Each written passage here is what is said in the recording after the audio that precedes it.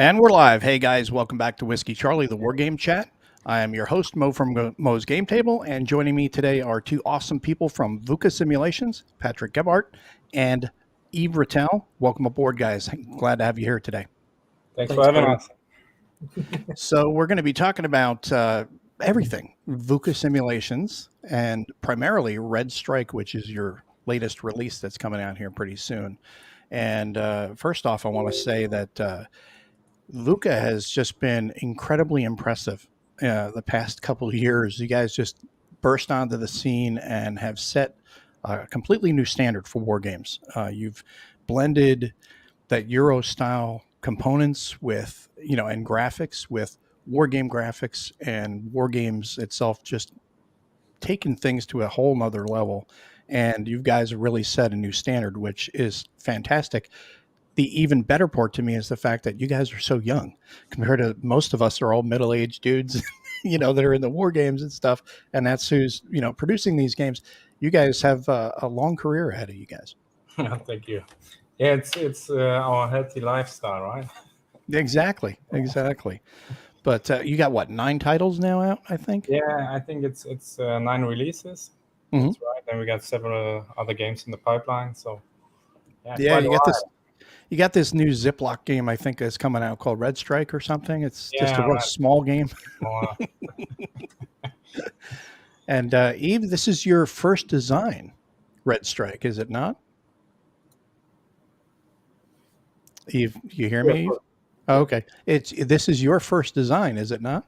This is my first design, yes, and it's not a small Ziploc game, yes. Yeah, I know.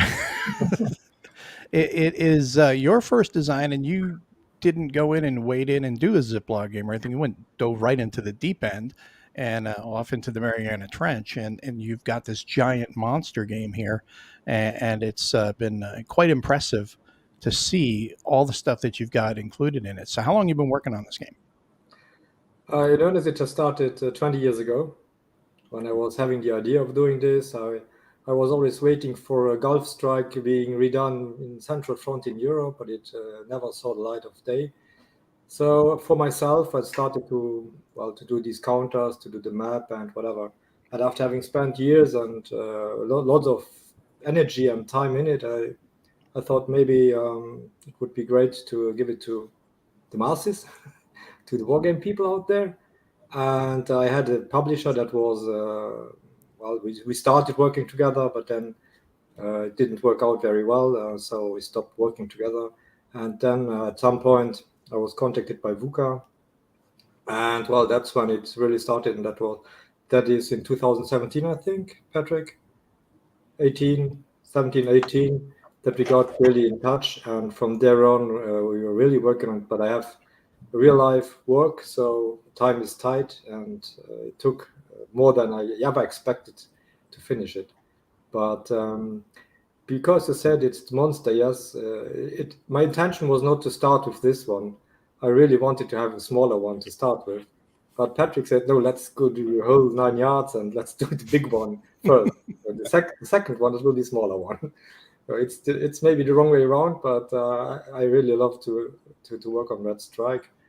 And now that we have the broad basis, the rules, we have everything. From there on, we can do multiple things, multiple wars and battles. And so, I mean, the work that we have done now over the last years is going to be fruitful for the next iterations of this game or other games, yes. Sure. And, the funny thing is, you were saying how Patrick's like, no, let's do Red Strike first, not a small game. Well, think about it. You said you're working on this game for 20 years. So if you were to work on a smaller game, that would be completely different, because then you'd have to create a whole new game, and then you're starting off from scratch, whereas you've got 20 years invested in this thing, put it to bed, get it done. You have a system now designed, and you can then build on it with each successive game. And then you can work on the small game afterwards if you want, in between the other iterations of the Red Strike system, and come up with different theaters that you want to work on and stuff. And then you can expand your design skills by doing other types of games as well. But what would be another game aside from Red Strike, a smaller game that you'd be interested in designing? I don't think that it's a secret anymore, Patrick, if I can say that. Next Red Strike system game will be the Falklands War. Nice. Nice. That'll be awesome. It's an air-land battle.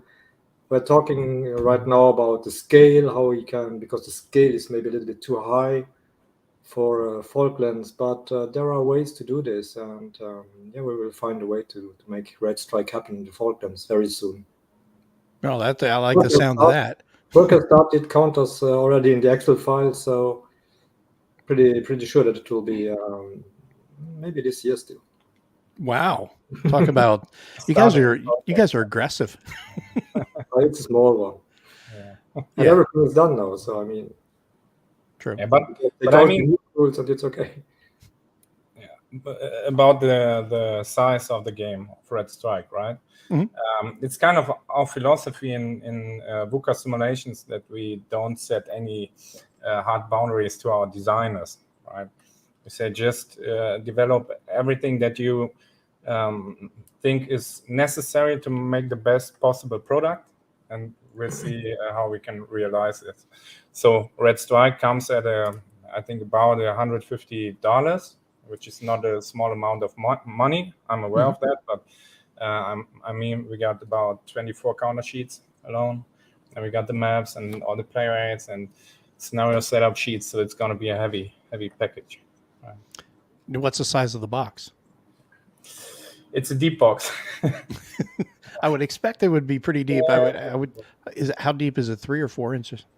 Yeah, I think it's 12 centimeters. Okay. 4 inches. Yeah, and that's going to be needed because 24 counter sheets. There's a lot of counters in that game. That's true.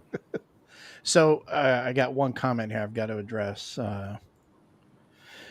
Iggy, how do you pronounce that, Iggy? I'm just going to say Iggy for right now. He says he doesn't own any VUCA games, but he's looking to be convinced to change that.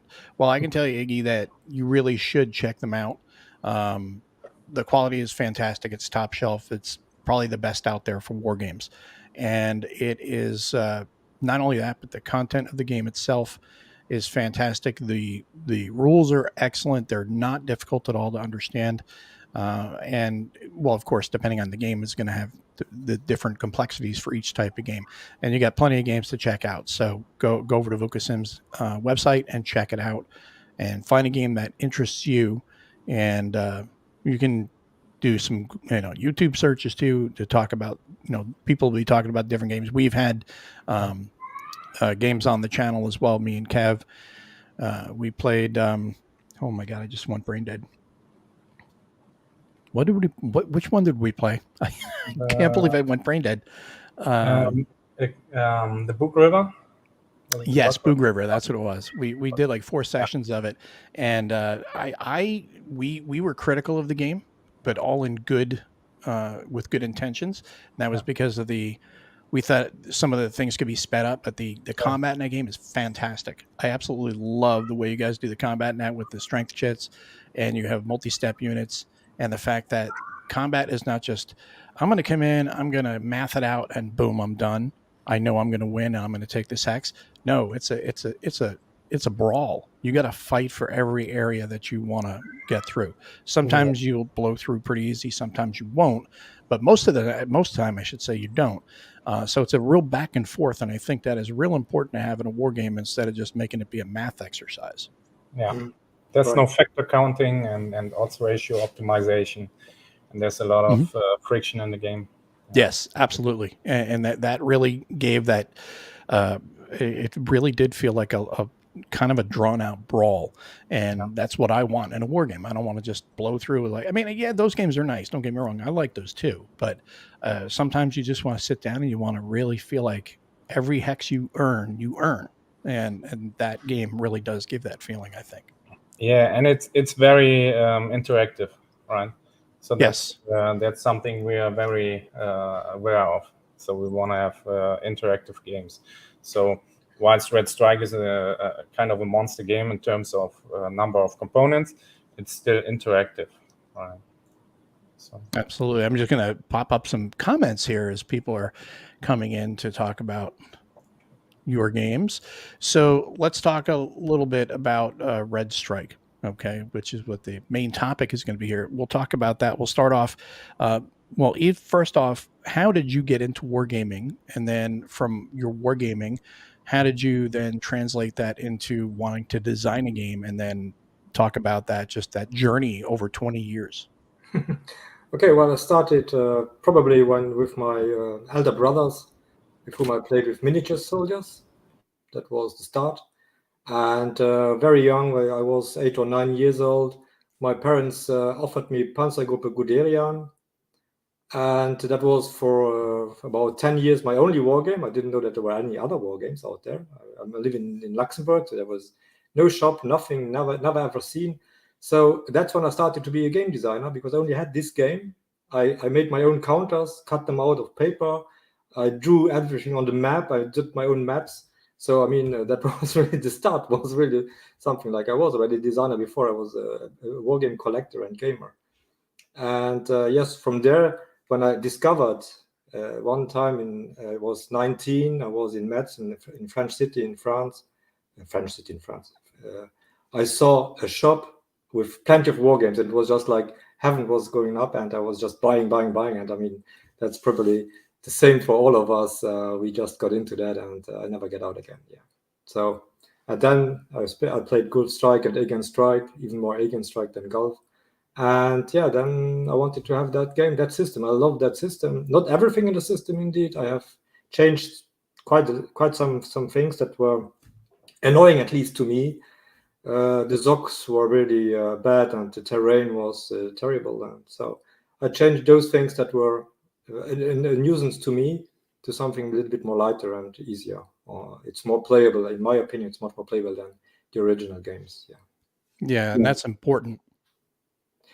That's important, because if you don't have fun with a game, then it's not fun. Yeah, absolutely. And when you're talking about, like, everybody who knows Gulf Strike and Aegean Strike, they're going to say, "Well, those are kind of complex games. I don't know if this is going to be for me." Now, give an example of how the difference. How much of an easier learning curve this one's going to be versus like Gulf Strike. Okay, if you remember, in Gulf Strike, the ZOCs, they were fluid or sticky, depending on which type of unit was in which type of terrain. So you had a multitude of different permutations if it was a sticky or a fluid or no ZOC at all. And that was always a pain to find out what is it. And I have maybe a bad memory, but I was always looking in the rules, in the charts, how is this going? And so in my game, it's very easy. If there is a ZOC, it's a ZOC, basta. And if there is no ZOC, well, then there is no ZOC. And ZOC, I think, is no, not I think. I have researched that. A brigade, for example, could never have a ZOC with 28 kilometers per hex. So a brigade can never cover 3 hexes. One hex, 28 kilometers, so that's impossible. So brigades on their own, they don't have a ZOC.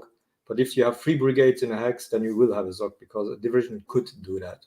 So that's, for example, one of the main changes. Another change is with the air units. They are much more flexible now than they have been in the original game. So that's also a point that has been redone. Combat formations. Combat formations is easier. You have deliberate and hasty defense, or deliberate and hasty attack. Mm-hmm. But there were other forms in Gulf Strike with trucks that you have to move to the front line. All of that, I got rid of that. It's either, if you do something, you have to pay supply points. Yes, you have one supply level. That's the same as in Gulf Strike. You have one supply level that is going down, and you will be surprised at how fast you can burn down all your supply level. Even if in the beginning it's hundreds of points, but it shrinks very fast, because each action that you do is costing you supply points. Yeah, that's. Go ahead. The supply is much easier than it was in those games at the day. Do you have an example you were going to give? Yeah, the supply. For example, in Gulf Strike, which is clearly normal, because the supply in the desert, like thousands of kilometers from the next city, it's of course much more difficult. But in Europe, I thought, with all the prepositioned material that is there, with a great roadwork, it doesn't make sense to make the same complexity of supply rules in Red Strike than it was in Gulf Strike, or even Aegean Strike. That was my main reflection. It does not make sense to make it that complicated. And then we got rid of it totally. We had no more supply. You remember, Patrick? We had gotten rid of it totally, and then over time I said, no, this is not really working well because we have to limit to do something. You cannot be, you have no godlike powers to let fly your planes at will for weeks of time. So then it came back again, supply, but very easy. It's you draw just a supply line, like in many other war games. You draw a supply line to a supply source, and that's it. And if you can't draw it, you're out of supply, and then you have lost some of your combat factors or some of your movement. So basic. Yeah, it's important to have that in there because, like you said, it is a limiter at that point, and it's part of the operational scheme for the gamer to try to deal with. It's like, well, I've got to make sure that these units stay in supply. If they get out of supply, then we're in trouble, where they could be in trouble. And it's just another layer, but it's not adding too much complexity where you have to think too deeply about it. Like you were talking about with the Zocs before, the different types of Zocs. No, you're either in a Zoc or you're not. And I like how you did change the abstraction level when you were talking about with the brigades not being able to have that same zone of control that they would have in another game.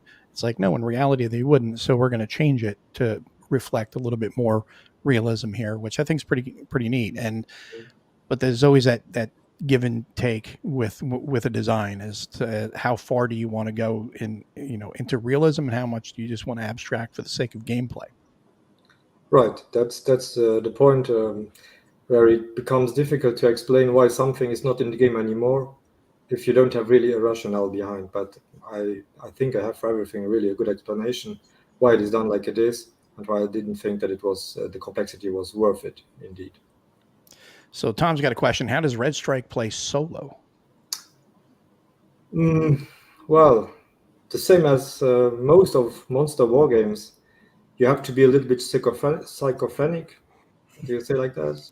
Yeah, you have to have two minds. Yep. Because turns take very long, so it might happen that you have forgotten what you wanted to do with the other guy. So it's not really destined to solo. But if you are an experienced wargamer and you have played wargames solo for the last couple of years, it shouldn't be really a problem. I mean, I played solo too. It works. There is one point that's the hidden air missions. So when you start an air mission, normally the other guy does not know what is happening. Well, it moves on the map. He can see the guy is coming, but he doesn't know what is in it, and that's the main point that makes it hard to play it solo. But still, if you have some plans that you do on one side and the other, you still can cope with it. But this hidden units is really something that is bothering solo play. Yes. Yeah, but I think. The rest, I mean, you see all the units on the map, but you cannot touch them when you have not detected them. And if I do it on my own, or if it is somebody else who is doing the die roll, it doesn't change anything. So I see, if I'm NATO, I see also packed naval unit moving there, but I cannot do anything except if I roll detection roll and I have really seen it, detected it, then I can act. So it's not my choice to attack it. I mean, it's the die who is deciding, or the detection roll is deciding if I can attack it. So I mean, that is the part that is soloable, yes. But something like the air units, if you start a mission and you know that it's a strike mission or it's an anti-air mission, well, it's difficult not to know it when you react on the other side. But as somebody said, one could also make some die rolls to know if it's an anti-air mission or what. There are ways to do that even then, but it's not destined for solo play, I have to say, but it works.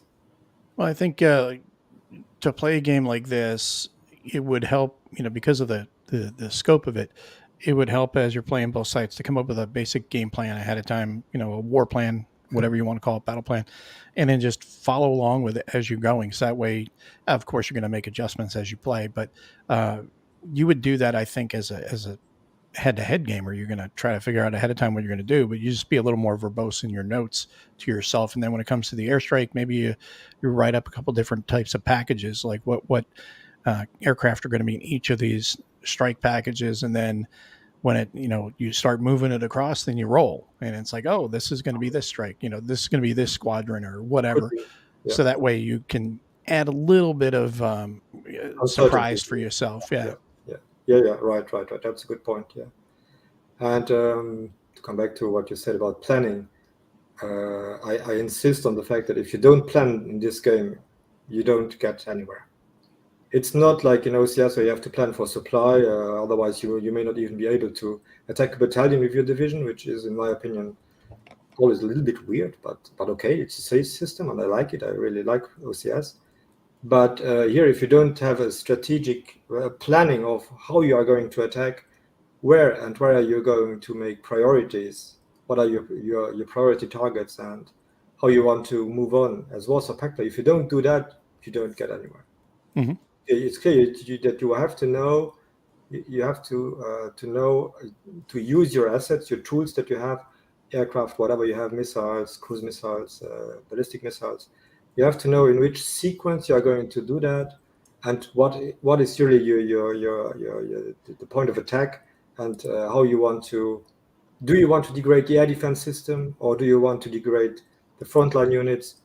You cannot do everything, and it's really, if you want to do everything a little bit, it will not help you at all. You will just spend your supply and your units, and you don't get anywhere. So that's something every playtester has said.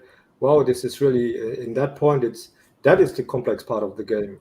Mm-hmm. To know to use your tools, not the rules. The rules are verbose. The rules, sometimes people say, oh yes, I was submerged by the rules, but when they play it, they say, wow, this is not that difficult at all. It's really quite intuitive indeed.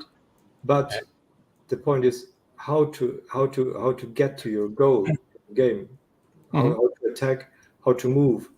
That's the complex thing. But I mean that's what we Wargammer like.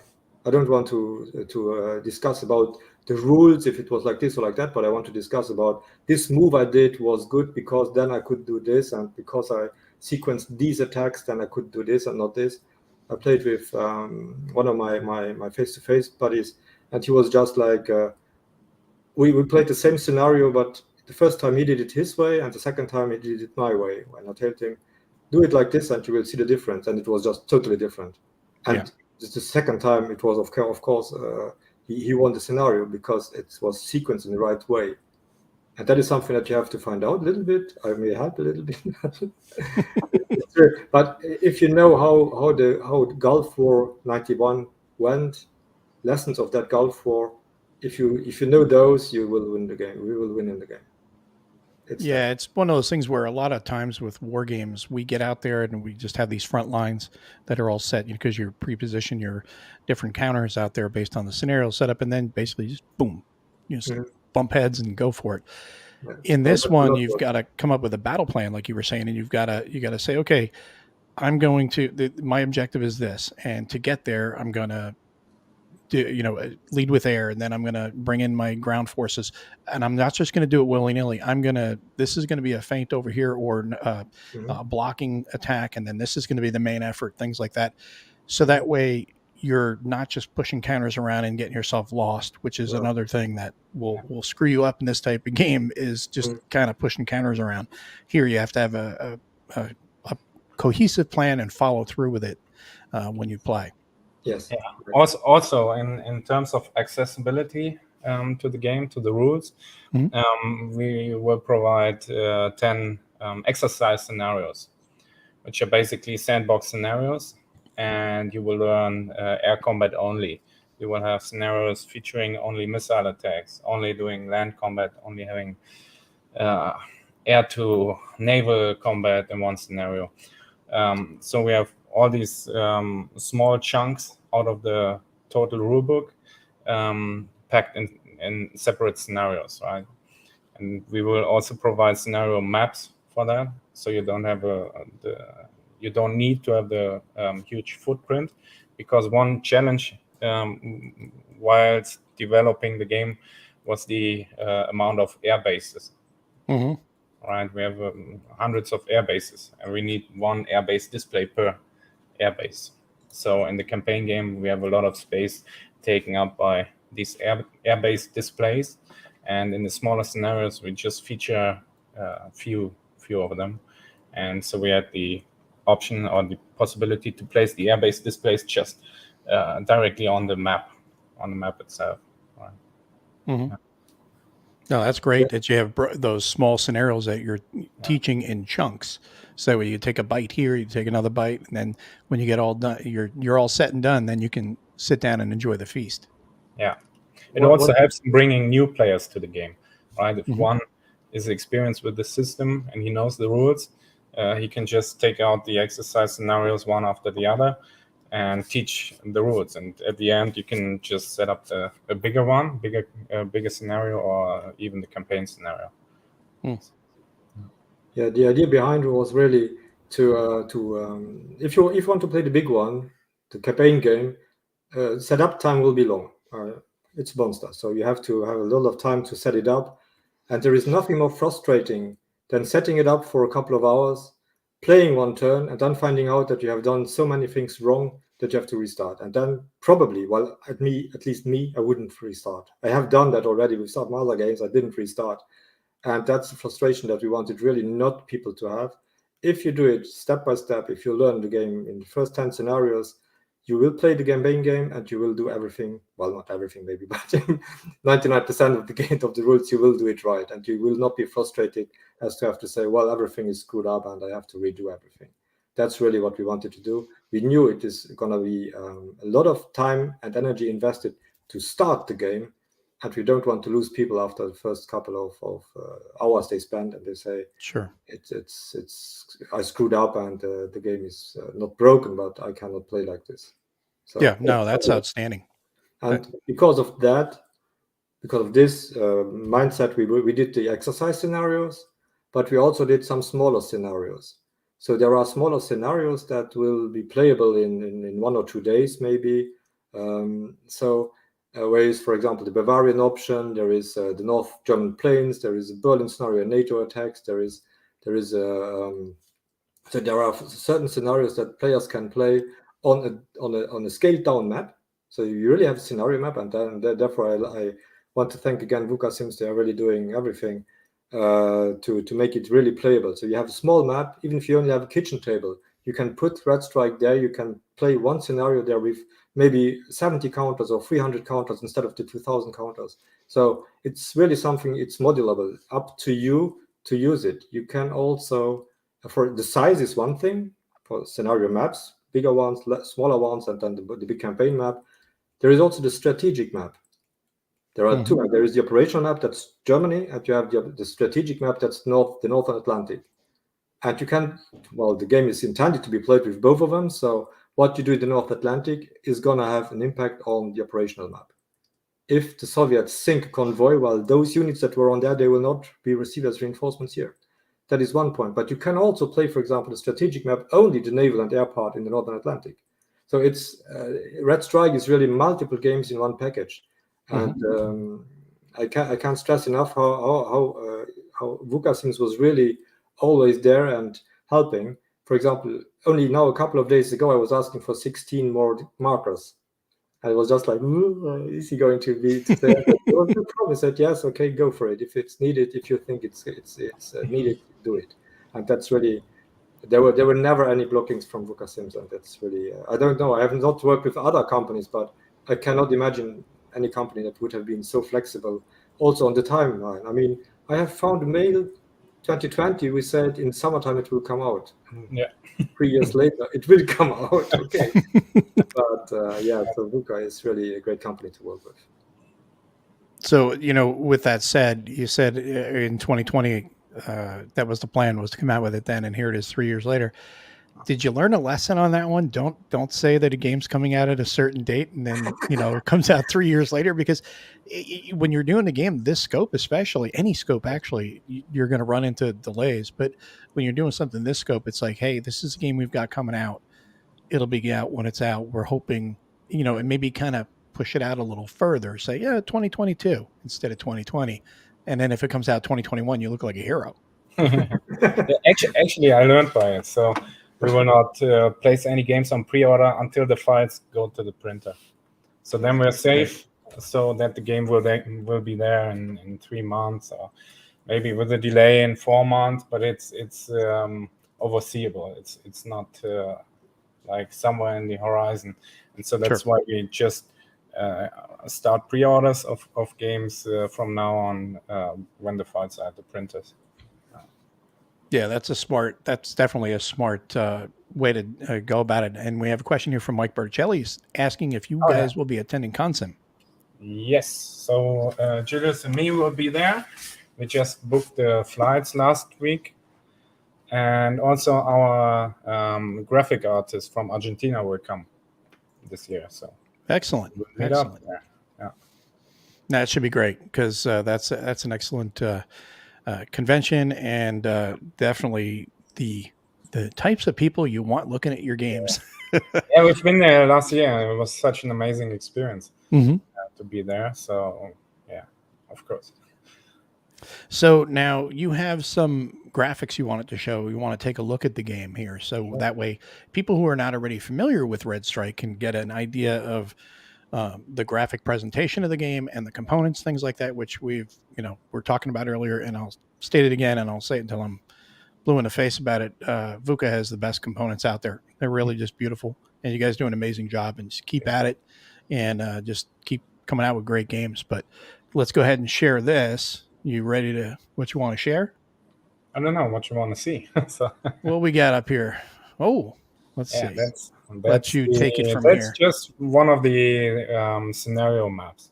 So there you can see we have just a small part taken out of the operational map, and we have placed all the airbase displays around the map, and you have all the tracks that you need for gameplay. So that's just one sheet and you're good to go. I don't know. What do you want to see? Some counters, maybe? Sure. Yeah, we could take a look at the counters. We could take a look at the map. You can explain all the aspects of the counters. Either you or Yves can talk about the counters themselves. Yeah, Yves, do you want to explain something, or do you want me to do? I'll go ahead. Okay, sure. So the biggest challenge regarding the counters was to display the hierarchy, because we have the hierarchy between the single units and the overarching headquarters, right? The echelons. We got the divisions, we got corps, and we got armies. So that was quite a task, and we decided to go with this threefold coloring. So we have the basic biggest level of headquarters just in plain black to stand out on the map, so you can see them at a glance. And then we have the core headquarters and the division headquarters. So divisions are just marked by these small NATO icons, which are color-coded. So all the units here, for example, in the 6th Panzer Grenadier Division, they are all in this reddish filled NATO icons. So you can spot them. And the green colored stripe on top, these are that's the core level, so the medium level. And the background color here, it's dark blue. That's the army. All right, so we got 3 different armies for NATO, and we got the very bright blue, we got the dark blue, and we got a medium blue. So you can differentiate the armies, the core level, and then the divisional level. Same for the Warsaw Pact. So we place the national flags, insignia on the counters as well. And this is something unique, I think. So we researched and placed all the unit badges just behind the aircraft depictions.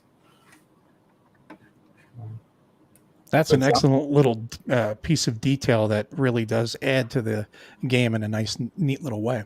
Yeah, especially if you're experienced with the history behind it, or if you even served at that time in one of those units, you will recognize it, right? Yeah, I think gives people more of a personal attachment to the game that way. Yeah.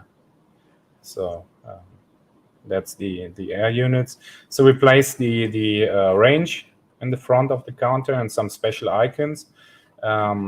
like special capabilities, and on the backside of the counter you got all the stats. Yeah, we wanted. For me, a counter is an information. So you need it's a carrier of information, and I hate nothing more than to have to look up every little bit of information of statistic that I need for playing the game. So we put as much as possible on the counters. On the front side there, for example, you see the Wisconsin. It has multiple cruise missile charges. It's nuclear capable. It has an anti-air range of 6 or 50. 6, and cruise missile range of 50 hexes, and a movement allowance of 40. And on the back side, you will find even more details about what it could do to air, what is his anti-air rating, what is his hit capacity, so how strong it is. And all of these things in other games, you have to look them up. And I did not want to have tables. There are still tables and tables, but not. You can play the game principally with just the information on the counter. And for detections, the detection rules are a little bit more, I would say, hefty. So you have to have a table to look them up. But for the rest, everything is on the counters. Yeah, so I can maybe jump to the play rates. Sure. Yeah. So stay on top, because we have just talked about the detection, so we could show the detection ranges. Sorry. That's the very first pages. Yeah. There you go. Yeah. So scroll a little bit down, please. For the air units, it's much more. The air units, yeah. So there you see, for example, the A3, the Sentry, has a detection range of 20 operational hexes, but the probability that he's going to detect air units is 2 in a 1d10, so it's 20% his chance to detect the unit, an air unit at 20 hexes. And the closer, of course, the units get, the higher the probability that he's going to be detected by the A3, by the AWACS. And that is a research that has been done by, at first by me, but it has been refined and reviewed and corrected by one pilot of the French Air Force that served in the 90s. So he's really well, and he's still a pilot. So he has researched a lot of this. And another guy who is working also on Fabrizio Vianelli's games, Nicola, he has also researched all the radar ranges and how good they were. He, for example, was telling me that the Mirage 2000 was existing with 2 different radars, and that's why the Mirage 2000 is twice there, once with a range of 4 hex and one with a range of 3. Just to say that the detail of the detection ranges, the radars that were there, how these capacities were, everything should be correct in this file. Humanly possible. Guys have worked on this table with me that are really from that they really know what they talk about. So it's not just based on Wikipedia, but really on guys who know their job. There is also a U.S. Air Force guy who has also helped me on this, and also on the ranges of the missiles. And yeah, so a lot of people have helped, and I would really thank all of the guys that have helped me to do this. It would never have been that good without their help, right? Yes, and for air, there you see detection ranges for air, but you also see detection ranges for surface, or some on the bottom. You see the Nimrod and the S3 Viking airplane, they also have detection for subs. With their sonars, they dropped, and so you can also detect submarines at a certain distance. So talk about submarines just real quickly. You have your ASW there you're talking about. Talk about as far as the naval aspects for surface and subsurface vessels. How's that going to work in the game? Well, first you have to say that the air and the naval system are, I would say, at 99% the same. So you don't have to learn 2 systems. The ground war, of course, is working differently than the air and naval. But for air and naval units, they move the same. They have the same capabilities, and so it's when you learn the one, then you know the other one too. I don't know if that is enough for your if that's an okay answer for you, or do you? Yeah, no, that's good. I was just curious as to what the differences were between the ground, the air, and the naval. So it's like if you have, like you said, ground is obviously going to be different than naval and air, but once you know your air and naval systems, you're good. Yeah, the air. Well, if you know the air system, the naval system is very, very, very much the same. Okay, next thing on the player aid that you wanted to share? Sure. So yeah, we have incorporated some of these flow charts to make it even more easy to understand some rules. It's now behind this.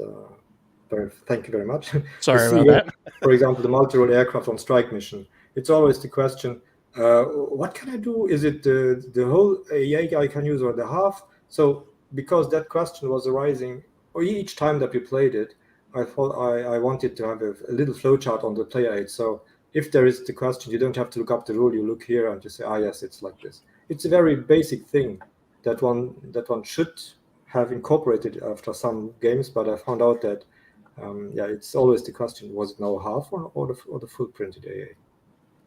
And we have incorporated some of these flowcharts in the player aids also for other things. To make it easier for people to play. And Primark X says flowcharts really help a lot. I agree. Yeah. Yes, the tag is standard. I would say you have movement costs that are different based on the terrain that you are moving through. The combat for armor and in infantry is a little bit different. So you have combat factors that will be doubled for infantry units. You have shifts. The arrows are shifts on the combat results table indeed. So you get effects for that. What else to say from this? Yes, you have air. You have special forces in the game. So we didn't say that. You have a specific number of special forces available per game turn for the game, and you can use them to make reconnaissance missions, or you can use them to make raids. If you scroll down a little bit, Patrick, sure. This is the table to know if the recon mission is, if the recon mission is okay, is successful, and a little bit down there, scroll down, special forces raid mission. So you may also raid, for example, air bases and hit the airbase with special forces that have been infiltrated into enemy country. So that's also something that's that's very helpful if you want to destroy a large airbase of NATO, for example, Ramstein or Bitburg. It comes quite handy to have special forces there. Here you have the supply point cost table. So in addition to the trace supply rule, you also have a certain pool of supply points which you can spend for combat actions. And depending upon which combat formation you choose for ground combat, for example, or which kind of air mission you fly, depending on this, the supply point costs vary. Okay. So let's see, we got airdrops, the command ranges. Yeah, to put units in reserve, you have to be in command range, and every headquarter has a limited number of units it can put in reserve. And why this is really, really important, the game turn, most of the action is in action stages. There are 3 action stages, and depending on your units being in frontline or in reserve mode, they can be activated in this or that action stage.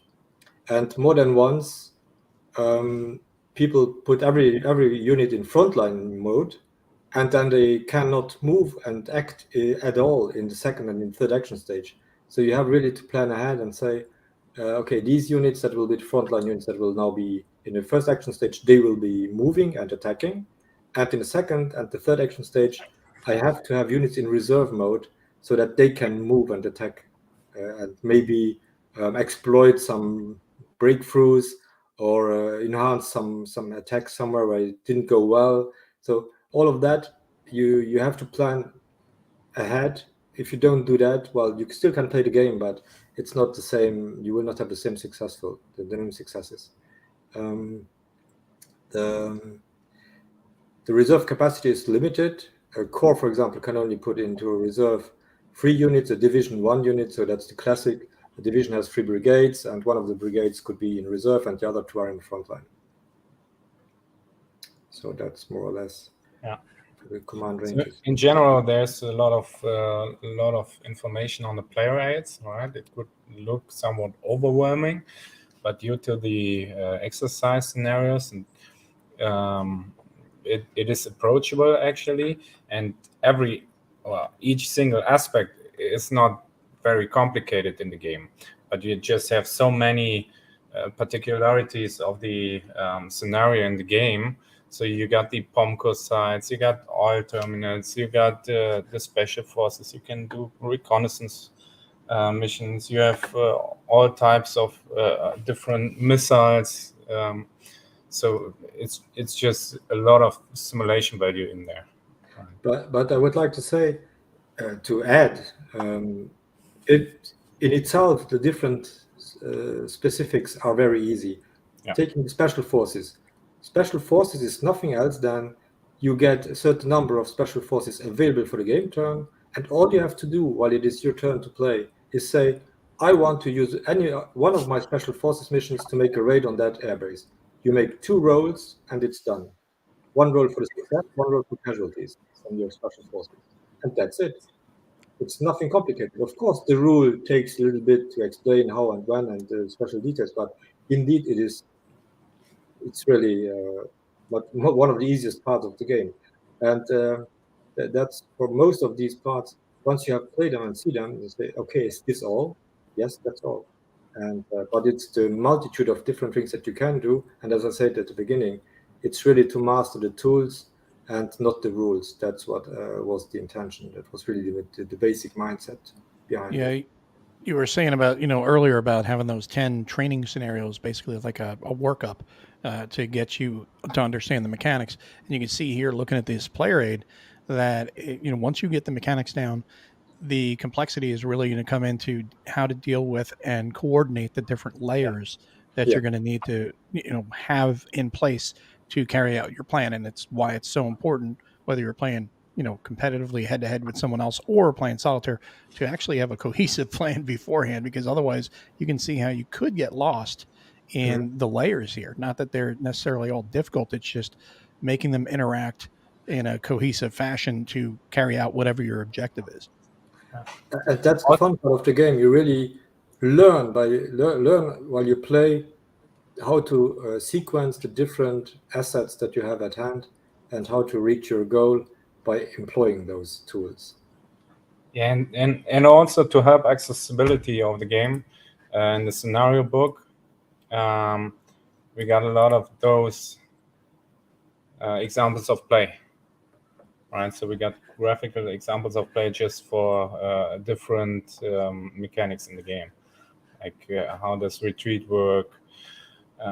Here we have a air-to-air interception, and so you can just follow along and you will understand how it works, right? So there's a lot of those graphical examples: detection, reconnaissance air missions, air naval combat.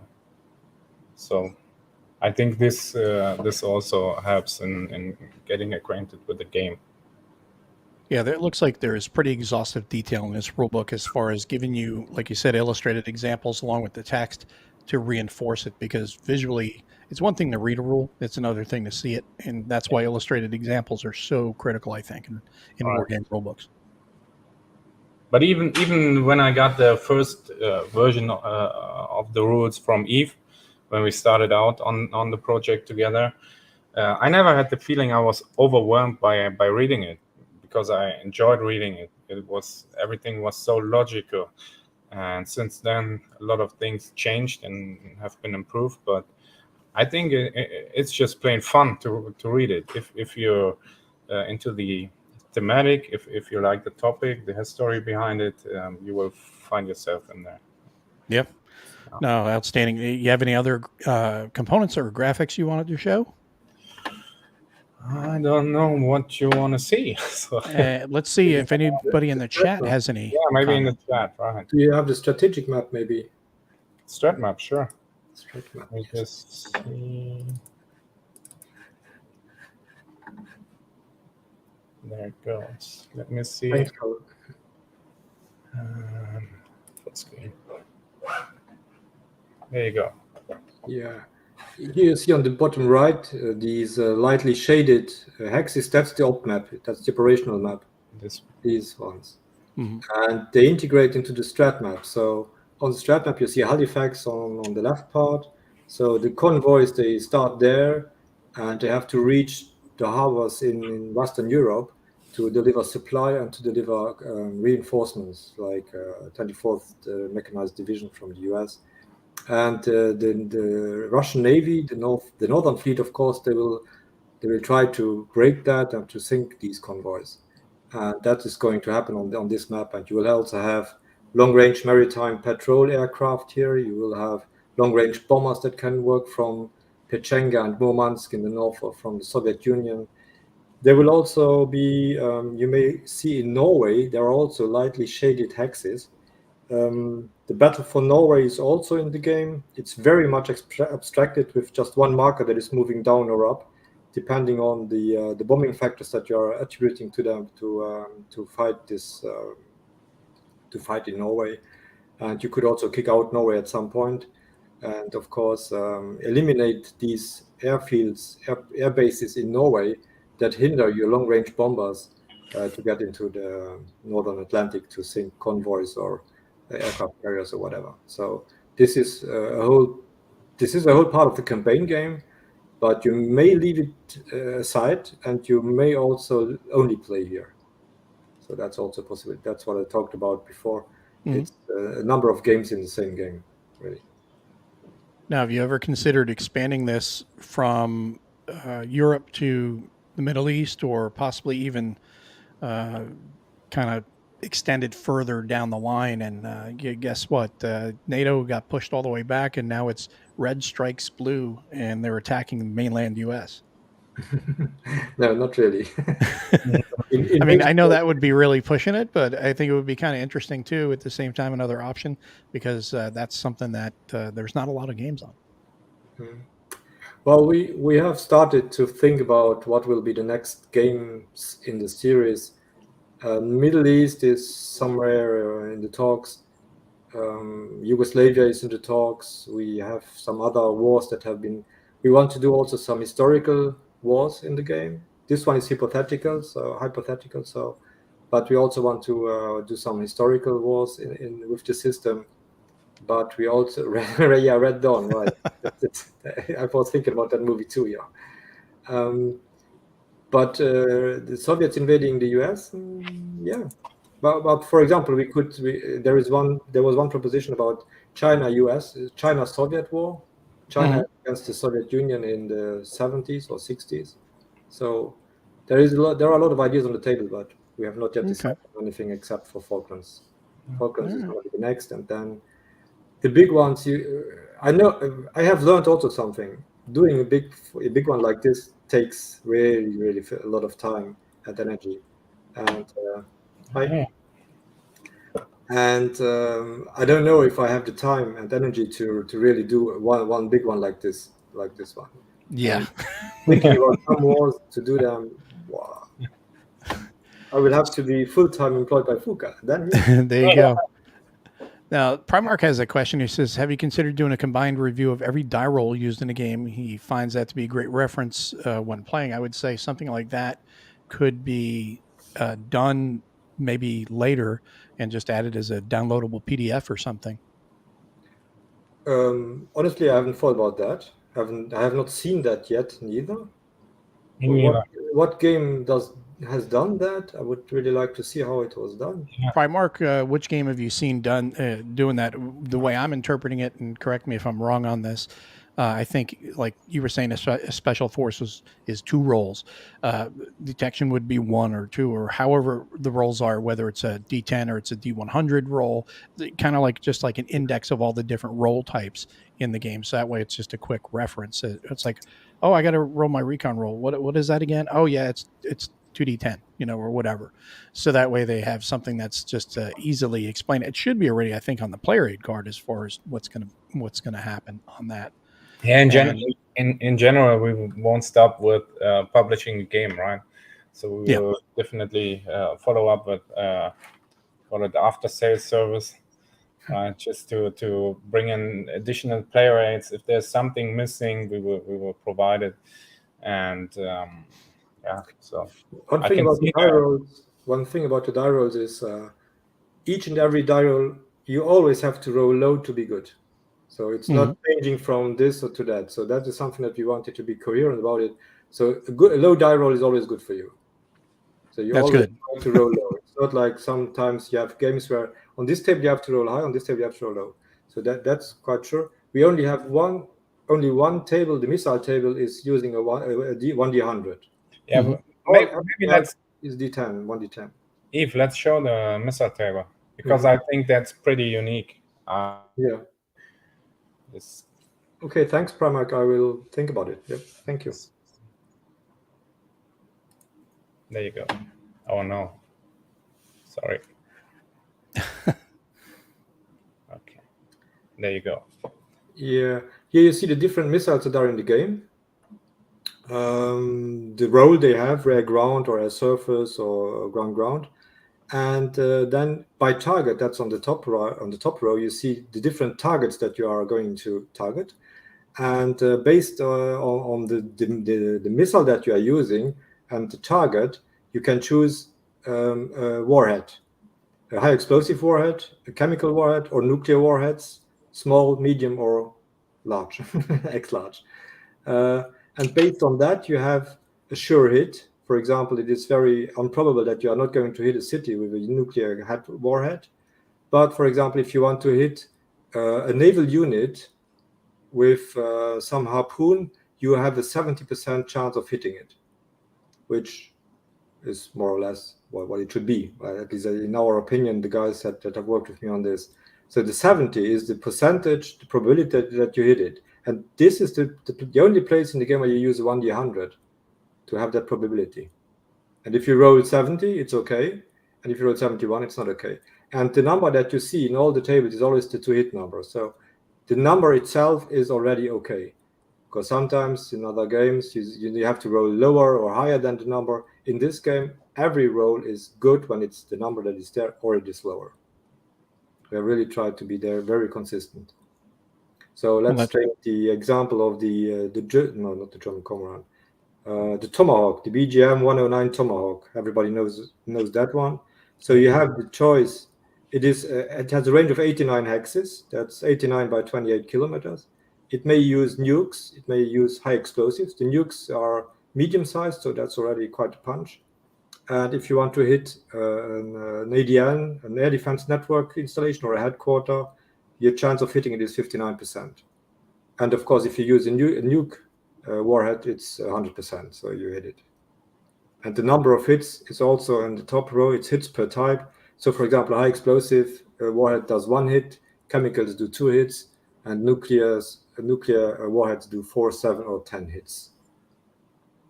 And each time you use nukes, the first time one side uses nukes, the other one gets 15 victory points. That's really, really a lot in this game, 15 victory points. And each time for each game turn afterwards that somebody uses nukes, the other one gets also 5 victory points. And there is a DEFCON track. At some point, nuclear war will escalate to world war, to a nuclear exchange worldwide. And the side who has triggered that move is losing the game. So it's not automatic that because you use nukes, there will be an escalation, but there will be an escalation, but it is in your hand if you want to escalate or not. So when it comes to the victory points and that escalation up the DEFCON track, that is only going to be affected by nuclear weapons, not chemical? No, not chemical. Okay. So chemical would just be like a standard munition, but nuclear is obviously taking it way above and beyond. Yeah, right. Okay, cool. No, yeah. I like that effect. You can use tactical nukes, but be aware of the fact that it will make it harder to win the game. Okay. You have a positive effect on the battlefield, but you have a negative effect on the victory points. Yes, they are there, Primark. Yes, Scouts and Pershings are there. There you go. Yep, right there. Pershing 1 and 2. Yeah. Excellent. But Pershings are only used for nukes, so yeah. Your choice. Yeah, and you got the specific units for that. Let me see. There you go. Yeah, here you see the third missile SSM brigade from the Northern Front right there, and it has the NATO symbol for surface-to-surface missiles. It's a brigade.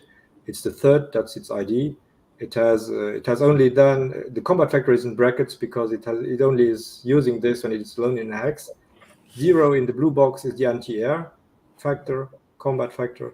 10 is the range, and because it's in a yellow box, this means this unit could also send nukes. And 4 is the movement rate, the movement allowance, sorry.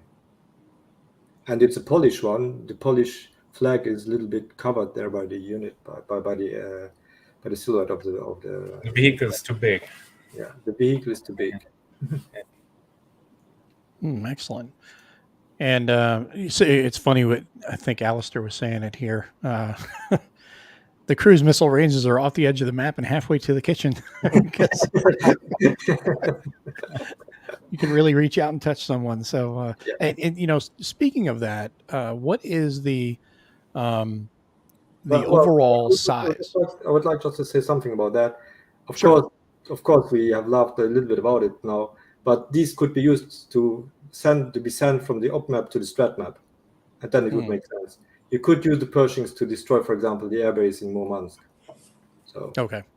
Yeah. Okay. Sorry. You want? No. What I was going to say is the footprint for the game. What is the expected footprint when you lay everything out? Because you got all these air bases and you've got all the play raids, you've got the maps, the strat map, everything. Talk about the expected footprint when you lay everything out for the full campaign game, and then also for the smaller. The airbase displays and the strat map. You need place. I don't know exactly how much. I have not measured it, but you need some place. Yes, basically it's three pretty much standard size maps, although the strat map has a different format, different size than the operational map. But the operational map is two pretty much standard map sheets fitted together. Then you have the strat map, and then you have the airbase display sheets. But I would say it's maybe it can fit on 2 or 3 additional map from the start. So Harry says, "Greetings from Fulda, Germany. Can't wait to bomb my hometown." That sounded weird. Yeah, that sounds weird. We even got a scenario map for Fulda game. Right? Nice. So it sounds like you pretty much have everything covered. Because the campaign is going to take really a lot of space, we said, okay, if people want to play the game, we have to incorporate these smaller scenarios that can be played on a normal table. The air bases, for example, are also included on the scenario maps, so you don't have the displays to put somewhere. So I think it's really a good compromise between the big one and the very small one. There was another question up here by Primark saying about given the game is multi-domain, Pacific Front World War III would be awesome, like 7th Fleet with ground action. Yeah, good point. Yeah, why not?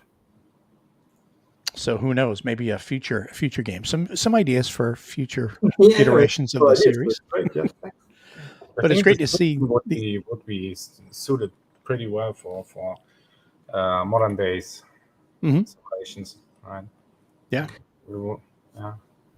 I mean, some of the missiles you saw on the table, they are getting used right now, right?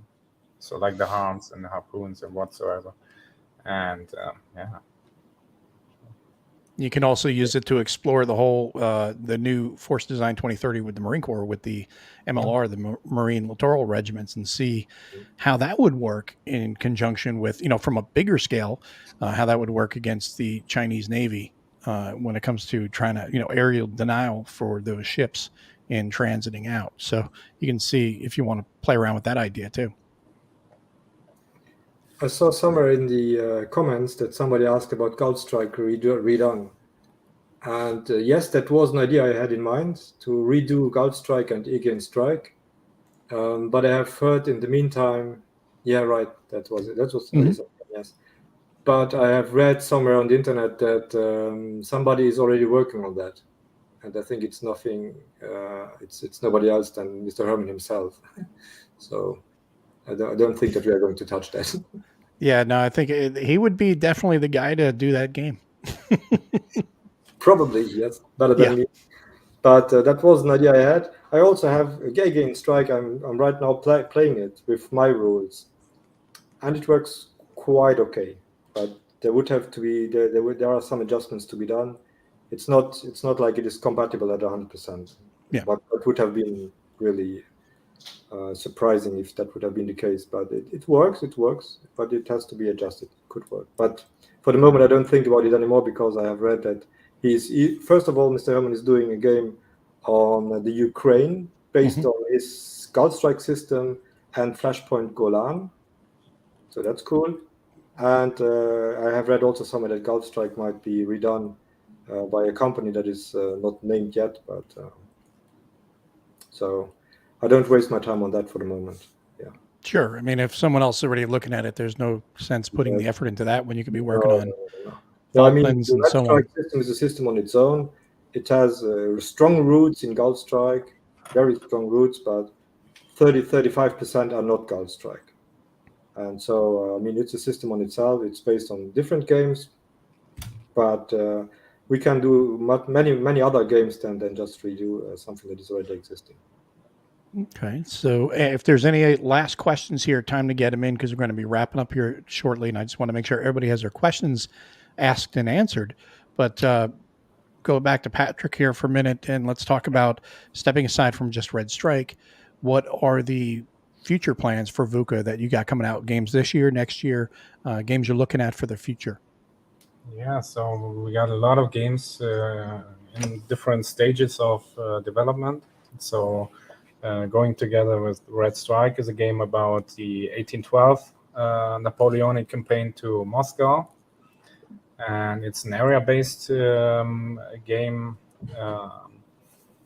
So we just set up the Board Game Geek page and the Consumer World Forum entry for that. So we're going to show some pictures there and start shouting out informations about it. And then we got a lot of different games. For example, in the Crossing the Line kind of series, we have started extracting all the most important rules into a series rulebook.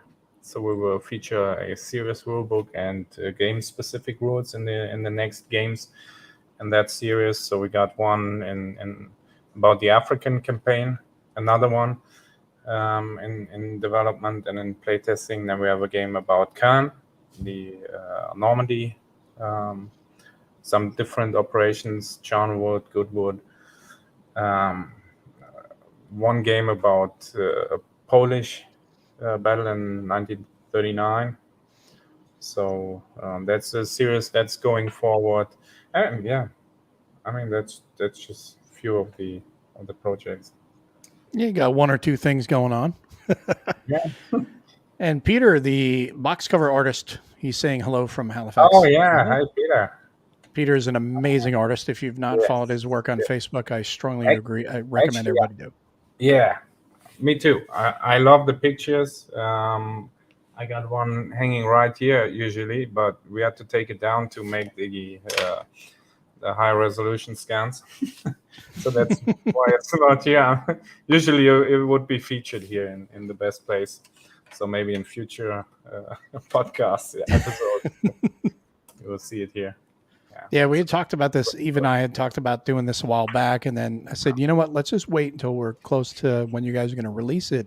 And that way it's a little more fresh in everyone's mind because I have the link down below for the pre-order link. And I also put it in the chat as well if you guys are interested in checking it out. And like we talked about before, it's $150, but listen to everything you're getting in the game. There's 24 counter sheets, 3 big maps, a ton of player aids, and it looks like a lot of hours of gameplay in this game. So definitely worth it. And if anything, I think it may even be a little low on the price scale versus what you're getting. and we just send the files to the printer. So not everything. So we're still working on some of the files, but I would say like 90% is already over there.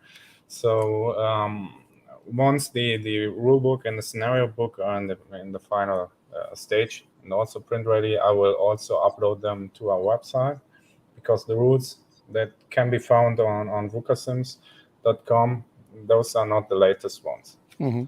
So the final ones will be there. Will be a couple of days. I guess Friday next week we will have them. Yeah. So you can check it out, and we will have a vessel module as we do always. It will just take some time. Yeah. And what do you anticipate right now is the date or ballpark, the month that the game should start shipping out to customers?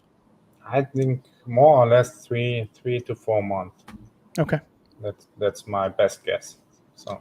Okay. So anybody who's not familiar with this game and can go to the link and check it out, or if you've already been anticipating it, like a lot of us have, you can go get your pre-order in now, and you'll see it in a few months. And two things. So in Console World Expo, where we will be, I guess we're gonna have at least 2 copies with us, because the bulk shipment will not be there in time, I guess. Maybe it will, but I don't think so. So we will have 1 copy to show off, and we will hand out 1 as a door prize. It's just something I made up today. Wow. And also, if you're not familiar with our games, you can always check out any YouTube reviews or something like that, as we hand out free complimentary copies to our some reviewers, but they are not getting paid, so it's we do not influence their opinions. Right. Yeah, no, that's great too. And of course, I know there's been some controversy on that in the hobby game space, but that doesn't fly here for war games. But I know with previews it may be a little different, but for reviews, getting the finished product out there, like if it's a Kickstarter or something, that may be handled differently. But for a finished game like this, it's going to be, you get a copy of the game and then you talk about it with a review and coverage and things like that. So that you're getting just opinion at that point. You're not getting anything that's influenced with pay. And it also helps, to be honest. Yeah. So if there's any critiques, we will take it seriously, and we will consider it in our next games. So it also helps to show us the pain points. Right? Sure. And that's another thing too, that, there was a comment up here that Alistair just kind of pretty much hit on something I've mentioned already. He said, I'm sure several people have already mentioned, but I'm always stunned by the quality of VUCA games. Congratulations on maintaining such a high standard. It's not even maintaining a high standard. It's you came out and you set a new standard from the beginning, and you're continuing to maintain that. And that's fantastic. And just really impressed with the level of information and the quality of the components that we're seeing already for Red Strike, as the other games too. Thank you. So keep that job up. Doing a great job of it. And Alistair says, pre-order in just in case Patrick decides to up the price after Mo's comment. Because he said to me, shush. The game is now $300 thanks to Mo. Okay, well, that definitely is not going to happen. All right, right, guys? It will stay the same. So we will have the pre-order price until the day it has arrived in both our warehouses. So we have one in Germany and one in Texas, in US. And so once the game arrived in both warehouses, we will stop the pre-order, and we start shipping out the copies and just set the normal price. So I think it's fair. Sounds good. Well, I think we've pretty much got all the questions here that anybody had to ask. So we're going to just end the show here. We've got a really good coverage on Red Strike.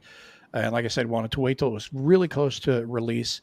And Eve was telling me that, hey, we got the final arts done. So now it's time to get this show on the road, and we'll talk about it here, which we've done today. And I appreciate both you guys taking your time out to sit in and chat with us and to answer everybody's questions.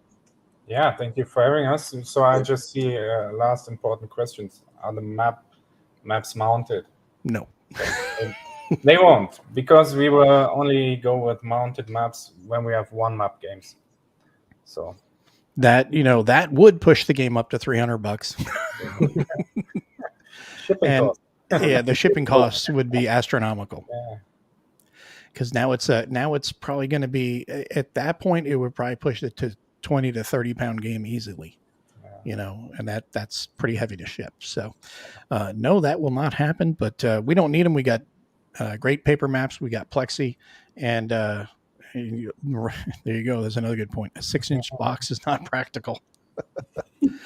And yeah, I agree. The VUCA mounted maps are fantastic, but this is a bigger game. The scope is much bigger on this, so paper is definitely the way to go.